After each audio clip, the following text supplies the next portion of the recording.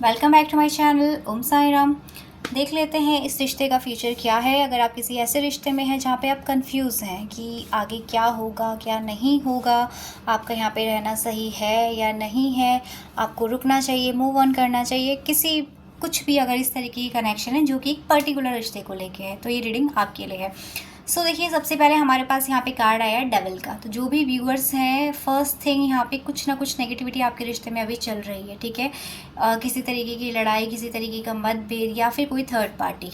Okay, यहाँ पे married लोगों की एनर्जी बहुत ज़्यादा है, ठीक है, जो किसी बंधन को दिखा रहा है। आप मैरिज में तो हैं, आप मैरिड तो हैं, लेकिन आप खुश नहीं हैं उस जगह पे। एनर्जी इस तरीके की है कि आप बहुत कोशिश कर रहे हैं कि आप वहाँ से निकल जाएं, एक हैप्पी एनर्जी में जाएं, बट सम हाउ इमोशनली आप बहुत ही ड्रेन होते जा रहे हैं उस जगह पे। ओके, नेक्स्ट यहाँ पे जो एनर्जी इस रिश्ते की है वो ये है कि आप लोगों ने चीज़ों को होल्ड करके रखा हुआ है।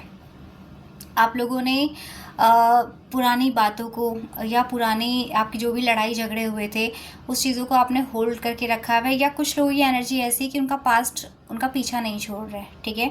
पास्ट में आपने कोई मिस्टेक करी होगी या पास्ट में आपकी कुछ चीज़ें ऐसी रही हुई जो आपके प्रेजेंट को अभी भी इम्पैक्ट कर रही है। ओके, अगेन अगर हम यहाँ पे बात करें कि इसका फ्यूचर क्या रहने वाला है, तो यहाँ पे सक्सेस है, बट सक्सेस के साथ यहाँ पे एक क्लियर वार्निंग है कि आपका पेशेंस बहुत ज़्यादा टेस्ट किया जाएगा।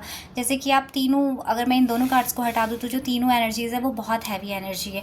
इस रिश्ते में डेफिनेटली सक्सेस है क्योंकि पेज ऑफ पेंटिकल्स का कार्ड है, बट यहाँ पे आपकी स्ट्रेंथ जवाब देने वाली है, ठीक है।